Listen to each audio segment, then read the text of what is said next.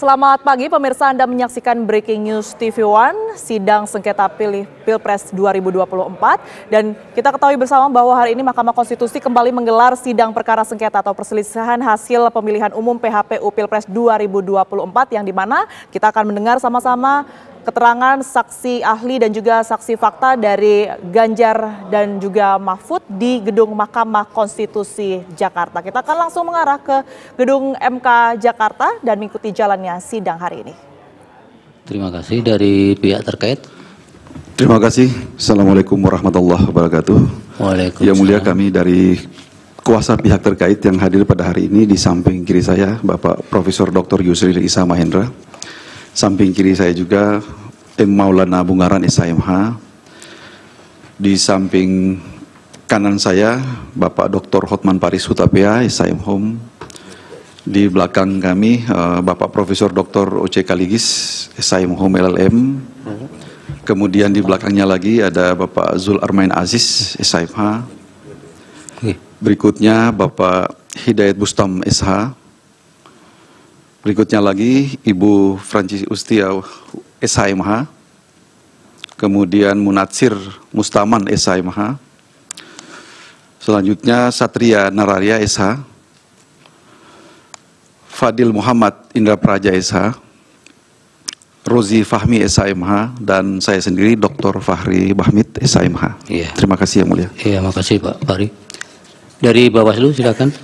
Terima kasih yang mulia. Assalamualaikum warahmatullahi wabarakatuh. Kami didampingi oleh Bapak Puadi, anggota Bawaslu RI, Ibu Lali Sehenti, dan juga Bapak Toto Haryono. Dari staf ada Pak Deputi, Bapak Labayoni, kemudian Pak Agung, Pak Vivin, kemudian Arif, Kurniawan, dan Rahman. Saya sendiri Rahmat Bagja yang mulia. Terima kasih. Assalamualaikum warahmatullahi wabarakatuh. Pak Rahmat, terima kasih. Baik. Agenda persidangan pagi hari ini sampai selesai nanti, agendanya atau acaranya untuk mendengar keterangan para ahli maupun saksi yang diajukan oleh pihak pemohon nomor 2. Apakah daftar ahli dan saksi yang diserahkan ini sudah tidak ada perubahan, Pak Mulia? Tidak ada perubahan yang mulia. Baik. Kalau begitu nanti kami panggil untuk ahli dulu supaya ke depan mengucapkan sumpah. Pertama Pak Aan Eko Widiarto, 2 Pak Charles Simabura, 3 Prof. Dr. Didin Damanhuri, dan Pak Frans von Magnis, Pak Amdi Muluk, Pak Igusti Putu Arte, dan 7 Ibu Leoni Lydia, 8 Dr. Andarisa Permana Deli, dan 9 Bapak Soeharto. Yang mulia, Ya. Profesor von Magnis masih dalam perjalanan, jadi kami mohon Ya, baik, nanti bisa sumpahnya disusulkan. saya terpisah. Terima kasih yang mulia. Iya. Yang agama Hindu mungkin Pak Putu Arte sini, Pak. Kemudian selebihnya Islam ya. Mohon perkenan yang mulia Bapak Ridwan Mansur untuk memandu lafal sumpahnya. Ini untuk ahli. Baik, yang mulia Ketua, terima kasih. Bapak Aan Eko Widiarto, ya. Bapak Charles Simabura, Bapak Profesor Dr. Didin S. Damanhuri, Bapak Hamdi Muluk, ya. Ibu Leoni Lydia, ya. Ibu Dr. Andarisa Permana, ya. Bapak Sunarko, ya. Ikuti lafaz sumpah yang akan saya tuntunkan menurut agama Islam. Bismillahirrahmanirrahim. Demi Allah, saya bersumpah sebagai ahli akan memberikan keterangan yang sebenarnya sesuai dengan keahlian saya. Terima kasih. Kembalikan yang mulia. Terima kasih yang mulia. Yang beragama Hindu, yang mulia Bapak Daniel, mohon perkenannya. Baik, terima kasih yang mulia Ketua. Ikuti lafal sumpah yang akan saya tuntun ya. Om Atta Parama Wisesa. Saya bersumpah sebagai ahli.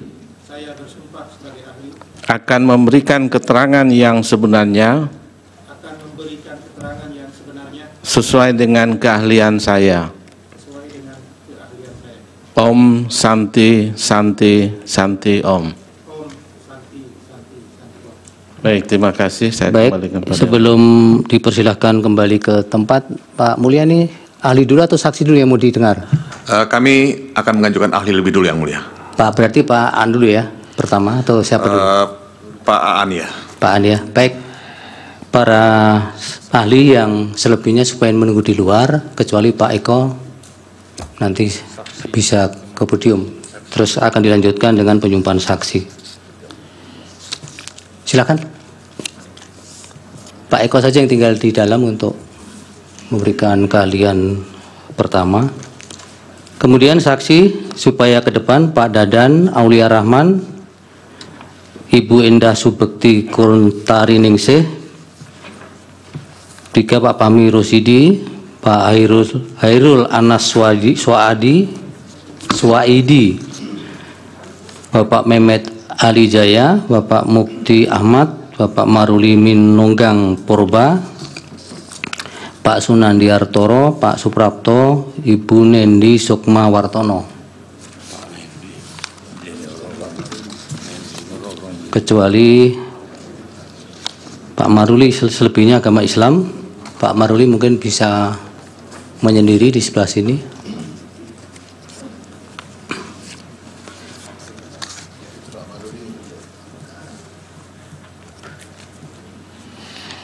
Dimohon perkenan yang mulia Bapak Ridwan Mansur untuk memandu lapas sumpah saksi untuk yang agama Islam dulu. Baik, terima kasih yang mulia. Bapak Dadan Aulia Rahman, Ibu Endah Subekti, Bapak Fahmi Rosidi, Bapak Khairul Anas, Bapak Mehmet Ali Jaya, Bapak Mufti Ahmad, Bapak Sunandiartoro, Bapak Suprapto, ya, Bapak Nendi Sukma Wartono. Ikuti lapas sumpah saksi yang akan saya tuntunkan menurut agama Islam. Bismillahirrahmanirrahim. Demi Allah, saya bersumpah sebagai saksi akan memberikan keterangan yang sebenarnya, tiada lain dari yang sebenarnya. Kasih kembalikan yang mulia. Baik, terima kasih. Dilanjut yang mulia Bapak Daniel. Baik, terima kasih yang mulia. Pak Maruli Manonggang Purba ya. Tangan kiri di atas Alkitab. Bapak Kristen atau Katolik? Kristen, 2 jari ya. Oke. Ikuti lafal janji akan saya tuntun ya. Saya berjanji sebagai saksi akan memberikan keterangan yang sebenarnya, tidak lain dari yang sebenarnya. Semoga Tuhan menolong saya. Baik, terima kasih. Saya kembali kepada yang mulia Pak Ketua. Terima kasih yang mulia. Baik, para saksi dipersilakan menunggu di luar ya, nanti akan dipanggil satu persatu pada gilirannya. Silakan.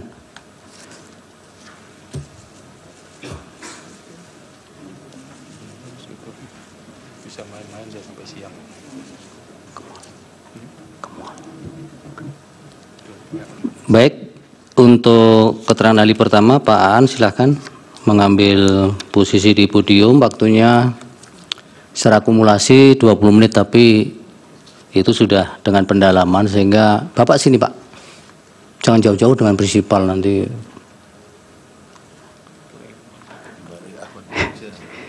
Nanti untuk pengantar bisa 5-7 menit Pak Aan, silakan.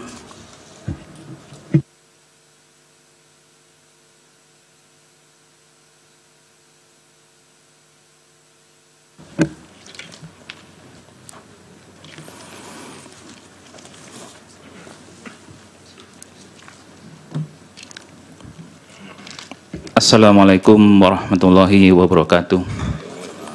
Selamat pagi, salam sejahtera buat kita semua.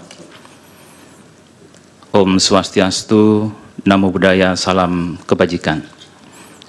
Yang mulia Ketua Mahkamah Konstitusi Republik Indonesia, yang mulia Wakil Ketua dan seluruh anggota Mahkamah Konstitusi Republik Indonesia, yang terhormat pemohon, termohon, pihak terkait, dan Bawaslu Republik Indonesia, serta hadirin yang berbahagia.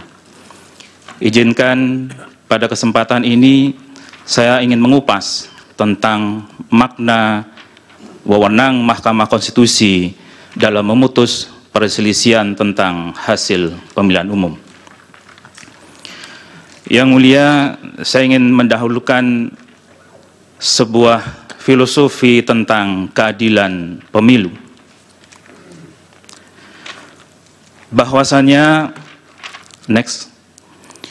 proses pemilihan umum yang adil dan bebas dari kecurangan merupakan pilar negara demokrasi. Keadilan pemilu adalah sarana, langkah, mekanisme yang merupakan bagian dari sistem pemilihan umum untuk mencegah terjadinya ketidakberesan dan untuk mengurangi, menyelesaikannya, serta menghukum pelaku ketika hal itu terjadi.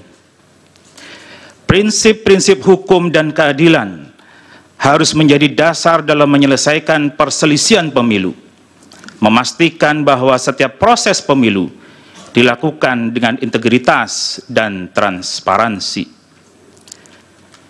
Kepercayaan publik terhadap sistem pemilu adalah dasar dari demokrasi yang sehat, dan lembaga hukum memiliki peran kritis dalam memastikan bahwa setiap aspek pemilu dilaksanakan sesuai dengan standar hukum dan demokrasi yang tertinggi. Keadilan dan integritas pemilu harus dijaga bukan hanya untuk menghormati prinsip dasar kedaulatan hukum, tetapi juga tentang memastikan bahwa nilai-nilai demokrasi tetap terjaga. Keseimbangan antara perlindungan hak individu dan kebutuhan menyelenggarakan proses pemilu sangat penting untuk menjaga integritas proses pemilu, di samping juga menghormati kehendak rakyat. Sebelum mengupas makna dari frasa wewenang mahkamah, saya ingin mengidentifikasi dahulu frasa ini dalam perkembangannya. Dalam konstitusi, frasa yang digunakan adalah memutus perselisihan tentang hasil pemilihan umum. Kata tentang saya garis bawahi. Dalam Undang-Undang MK sama, dalam Undang-Undang Kehakiman sama. Namun ada agak sedikit selisih ketika di bagian akhir Undang-Undang MK, apalagi di dalam Undang-Undang Pemilu, kata tentang sudah hilang. Tidak ada lagi tentang hasil pemilihan umum. Selanjutnya dalam Undang-Undang Pemilu, perselisihan hasil pemilu dimaknai penetapan perolehan suara hasil pemilu secara nasional. Bahkan lebih lanjut di pasal 47 ayat 1, perselisihan tersebut yang dibawa ke Mahkamah Konstitusi berupa perselisihan penetapan perolehan suara hasil pemilu. Terakhir di PMK 4 2023, perselisihan perolehan suara tahap akhir hasil pemilihan umum, itulah pilihan frasa wewenang yang digunakan. Persoalannya adalah, apakah tidak bermakna kata tentang tersebut? Ada 5 varian, mulai dari ketentuan konstitusi sampai yang terakhir dengan PMK. Yang di sini menurut ahli ada penyempitan dan pereduksian. Arti kata tentang menurut KBBI adalah mengenai. Tentang mengenai artinya berhubungan dengan, tentang hal, ya. Sehingga secara terminologi tentang hasil berarti mengenai hal-hal yang berhubungan dengan hasil, baik hasilnya itu sendiri ataupun hal-hal lain yang berhubungan dengan hasil. Jadi tidak sebatas pada hasil itu sendiri. Hal-hal lain yang berhubungan dengan hasil adalah termasuk proses yang membuahkan hasil tersebut. Dengan dihilangkan kata tentang, maka artinya tereduksi yakni hanya menunjuk pada hasil, tidak pada hal-hal yang berhubungan dengan hasil. Apalagi frasa kemudian berekdisis menjadi perselisihan penetapan perolehan suara hasil pemilu dan perselisihan perolehan suara tahap akhir hasil pemilihan umum, sehingga frasa wewenang Mahkamah Konstitusi perselisihan tentang hasil pemilihan umum dalam Undang-Undang Dasar 45 tidak dapat dikenali lagi. Apa kemudian maknanya? Seharusnya dengan kembali pada rumusan frasa wewenang sebagaimana pasal 24C ayat 1 Undang-Undang Dasar 45, makna yang lebih luas atau komprehensif dari hanya sekedar memutus perselisihan dengan tentang dicoret hasil pemilihan umum. Makna memutus perselisihan tentang hasil pemilihan umum menurut ahli adalah memeriksa dan mengadili perselisihan antara peserta pemilu dengan KPU mengenai proses perolehan jumlah suara dan hasil perolehan jumlah suara peserta pemilihan umum secara nasional. Apa yang dimaksud proses perolehan di sini? Menurut ahli adalah mahkamah memeriksa dan mengadili proses memperoleh suara dari adanya pelanggaran yang belum, tidak dapat, atau tidak ingin diselesaikan oleh penyelenggara pemilu. Ada dua pelanggaran. Pelanggaran yang tidak dapat ditolerir, intolerable condition, dan atau pelanggaran yang dilakukan secara sistematis, terstruktur, dan masif. Yang kedua, kalau soal hasil perolehan, maka maknanya adalah memeriksa dan mengadili perselisihan penetapan perolehan jumlah suara peserta pemilihan umum secara nasional yang dibuat oleh KPU. Dengan demikian, maka seharusnya lah menurut penalaran hukum yang wajar, kita kembali ke frasa wewenang sesuai ketentuan Undang-Undang Dasar 1945. Pertama, pelanggaran pemilu yang belum, tidak dapat, atau tidak ingin diselesaikan oleh penyelenggara pemilu dan tidak diputus oleh Mahkamah Konstitusi, maka hanya akan menunda keadilan yang akibatnya justice delay, justice denied. Yang kedua, Mahkamah adalah pengawal konstitusi. Mahkamah Konstitusi memutus perkara berdasarkan undang-undang sesuai dengan alat bukti dan keyakinan hakim. Mahkamah tidak boleh membiarkan aturan prosedural memasung dan mengesampingkan keadilan substantif. Bila hanya memutus hasil, maka peserta pemilu yang melakukan pelanggaran yang seberat-beratnya dan menang tidak akan dihukum. Ini bertentangan dengan azas nullus commodum capere potes de injuria sua propria. Tidak boleh seseorang diuntungkan oleh pelanggaran yang dia buat dan tidak boleh seseorang dirugikan oleh pelanggaran yang dibuat oleh orang lain. Dan yang paling dalam adalah sumpah hakim Mahkamah Konstitusi. Dalam sumpah hakim ini, dua kali Undang-Undang Dasar ditautkan. Yang pertama adalah memegang teguh Undang-Undang Dasar. Dan yang kedua, ketika menjalankan segala peraturan perundang-undangan dengan seluruh-seluruhnya, masih ada frasa menurut Undang-Undang Dasar. Sumpah ini kalau kita lihat berbeda dengan sumpah presiden sekalipun. Presiden dalam sumpahnya hanya disebutkan menjalankan segala undang-undang dan peraturannya dengan seluruh-seluruhnya. Tidak ada frasa sesuai atau menurut Undang-Undang Dasar. Yang mulia Majelis Mahkamah Konstitusi, kekhawatirannya adalah terjadi keadilan sesat, miscarriage of justice. Apabila dibangun legal reasoning bahwa cukup penyelesaian pelanggaran pemilu dan sengketa proses pemilu dilakukan oleh Bawaslu dan tertutup bagi cabang kekuasaan yudisial menjalankan peran check and balances, maka dalam perspektif electoral justice telah tercipta keadilan yang sesat, yang jauh dari keadilan rechtvaardigheid van beginsel.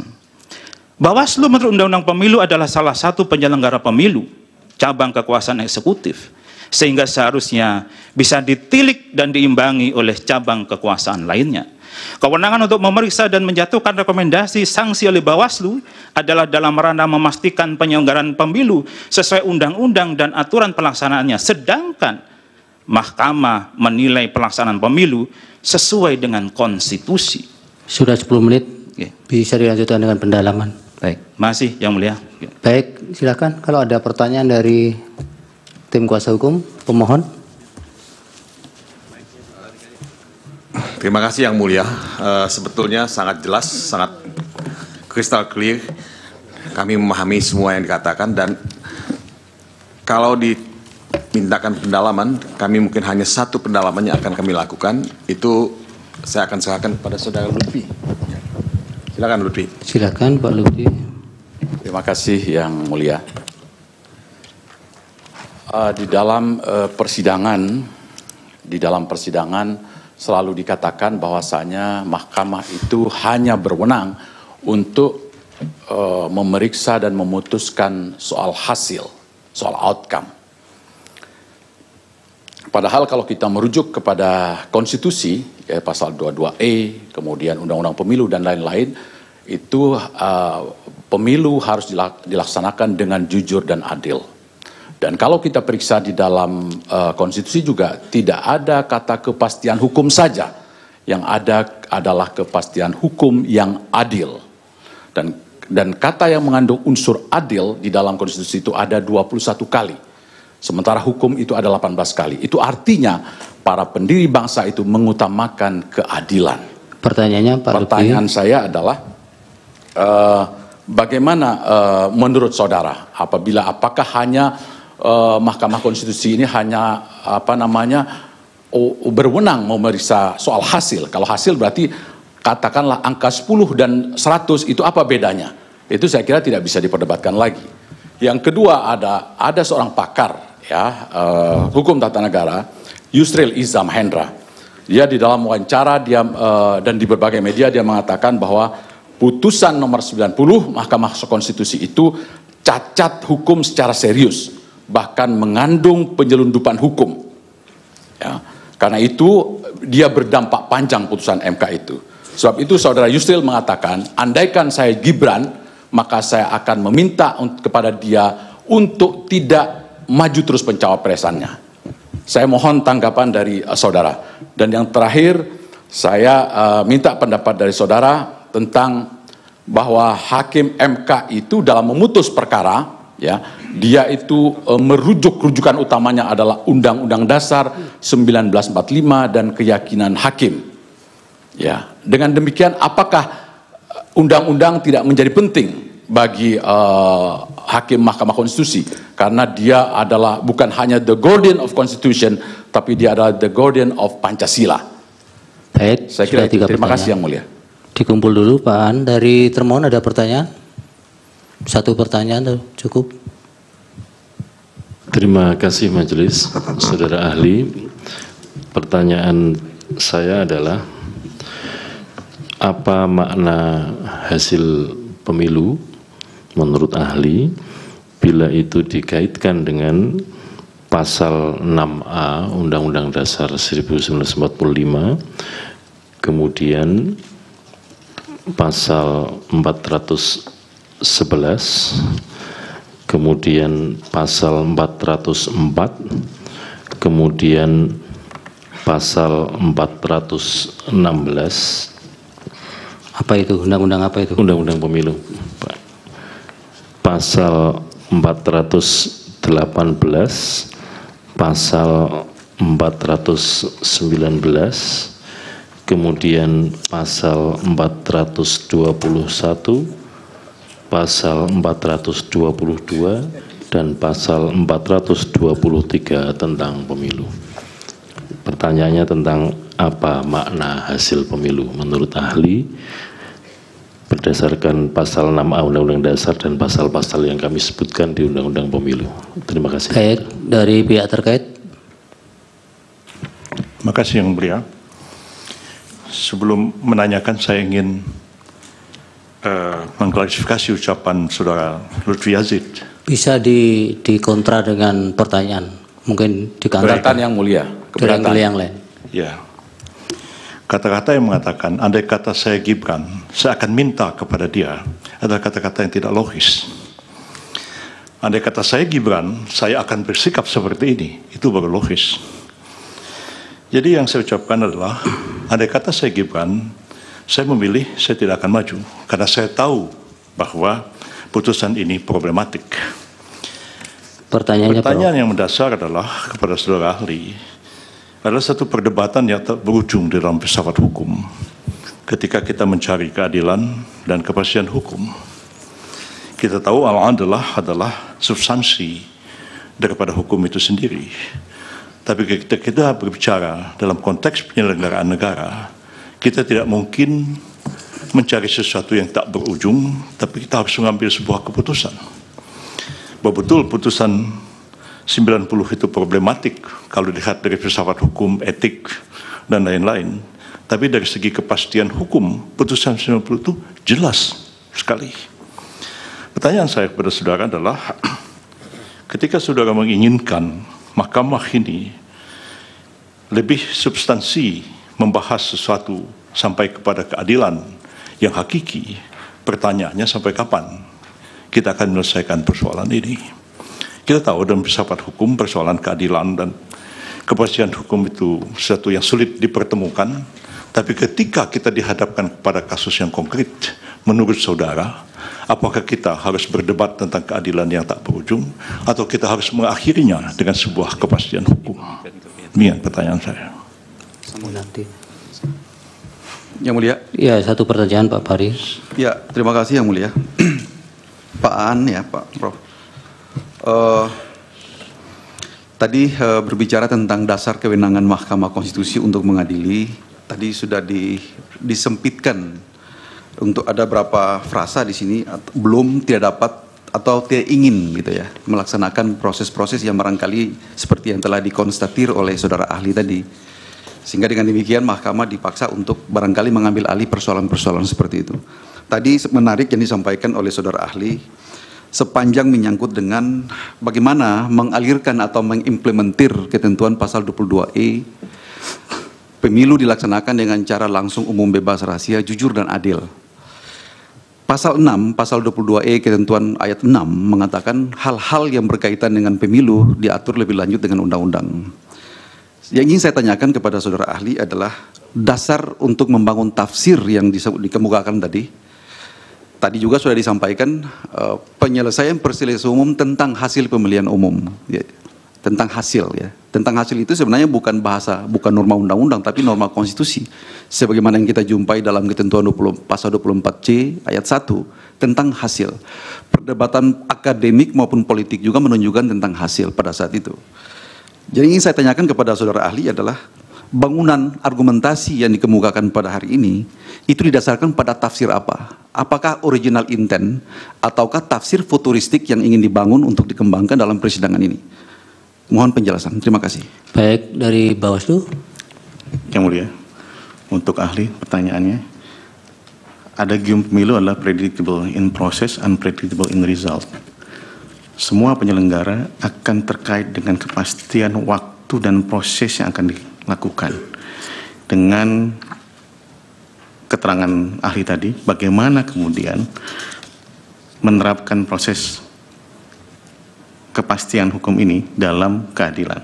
Sedangkan keadilan ada 3 hal yang harus dituju: kemanfaatan, kepastian, dan akhirnya keadilan. Kata keadilan inilah yang kemudian terdiri atas 2 itu. Bagaimana pendapat ahli? Terima kasih yang mulia. Baik, dari Hakim, Pak Arsul yang mulia, silakan. Terima kasih yang mulia Pak Ketua. Terima kasih untuk keterangan ahli. Saya sedikit saja. Dari apa yang ahli sampaikan dalam paparan tertulis, ahli mendorong agar mahkamah melakukan judicial activism. Itu di satu sisi. Tapi di sisi lain juga ada pikiran-pikiran, pandangan-pandangan bahwa mahkamah juga perlu melakukan judicial restraint.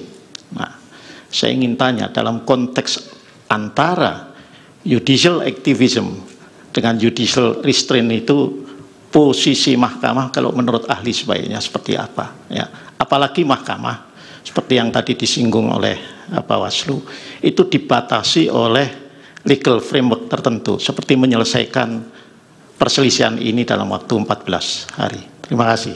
Silakan Pak An, singkat-singkat saja jawabnya. Baik, terima kasih Yang Mulia. Mohon izin menjawab.